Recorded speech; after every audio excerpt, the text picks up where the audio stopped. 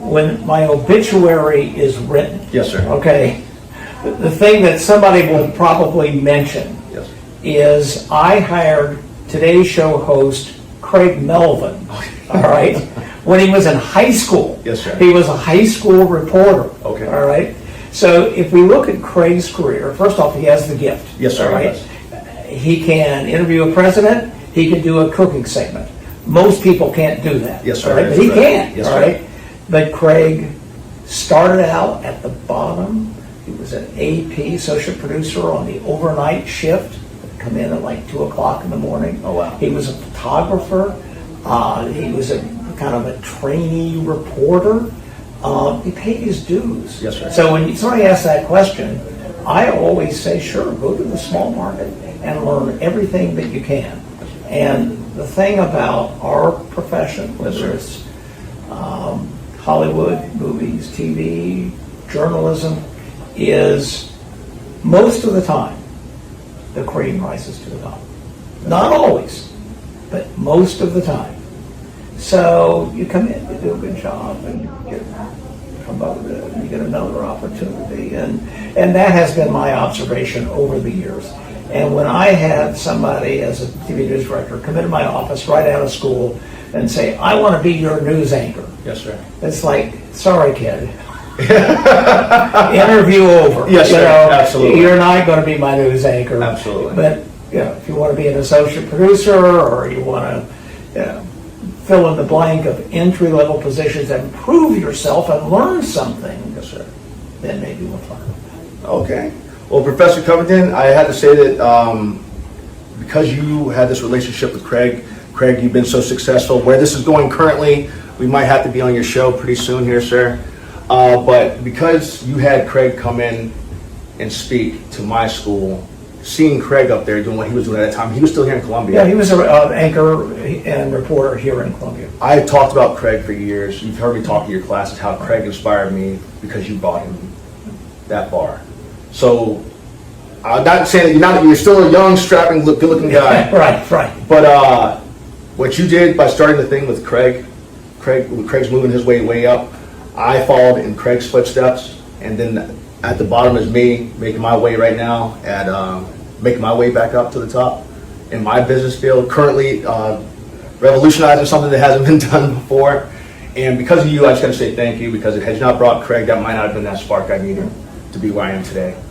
Well, I remember, and reporter here in Columbia. I talked about Craig for years. You've heard me talk to your classes how Craig inspired me because you brought him that far. So I'm not saying that you're still a young, strapping, good-looking guy. Right. But what you did by starting the thing with Craig's moving his way up. I followed in Craig's footsteps, and then at the bottom is me making my way right now making my way back up to the top in my business field. Currently revolutionizing something that hasn't been done before. And because of you, I just got to say thank you, because had you not brought Craig, that might not have been that spark I needed to be where I am today. Well, I remember Brandon as a student, and when you're a professor, you have the A students who do everything perfect, and you like them, and then you got the people who don't care and they don't come to class, and you don't worry really too much about them because there's no benefit to that. But then you have those in the middle. So Brandon kind of sat off to the side of the back, okay? A smart kid, but he wasn't engaged until midway through the semester. Yes, sir, that's correct. And then midway through the semester, you became the best student in the class. Thank you, sir. And it was, as a professor, you live for that sort of satisfaction where not that you've done anything, but in this process, whether it's Craig or an essay that you had to write. Yes, sir. I remember the essay that captured your attention. It Yes, was sir. on graphic images. Yes, sir, it was. It was, exactly. I remember. Yes, sir. And all of a sudden you've been doing the essays for it. That when it came back was like, Brandon. Yes, sir. Where's this Brandon? I didn't know. My dad, David Nathaniel Smith, was a student here as well, and during school, he's the one that told me to go to University of South Carolina to go to journalism school. But with that thing, it caught my attention just because, like, it was so much interesting things to look into, Yeah. and there's a lot of laws that you had to look into, Yeah. and then came from my heart of what I would think is right. And I don't know. I guess I loved it. I love that, and obviously I still love you today. I'm still here every time you let me speak. So I bring him back periodically to speak to classes, and it's always a good sign when the class is over or the next class, they said, "Would you please bring Brandon back again?" Yes, sir. You left them wanting more. Well, hopefully, as I said, I'm going to have to talk to someone at University of South Carolina to be mutually beneficial. I would love to be an adjunct professor with the University of South Carolina for eternity, I guess. We'll work out something here, but I would love to.